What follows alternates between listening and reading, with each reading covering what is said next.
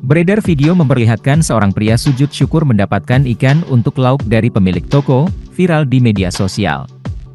Video tersebut diunggah oleh akun Instagram Nentaimen, Senin, 5 Juni 2023. Dalam video memperlihatkan seorang pemilik toko selalu kedatangan pria yang sering membersihkan tokonya. Pria tua yang mengenakan kaos berwarna krem tersebut sering membersihkan sampah di tokonya. Pemilik toko setiap hari memberikan uang dari Rp5.000 sampai Rp10.000. Di hari tersebut sang pemilik toko pun memberikan uang dan sejumlah ikan segar untuk dijadikan lauk untuk keluarganya. Melihat hal tersebut, pria itu bersujud syukur mendapatkan rezeki lebih berupa ikan untuk dijadikan lauk.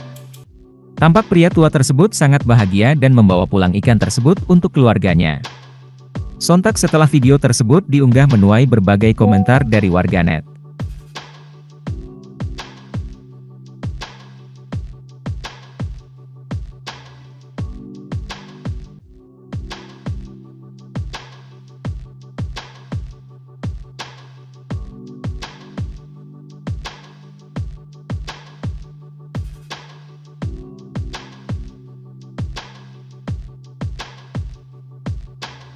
Terima kasih sudah nonton.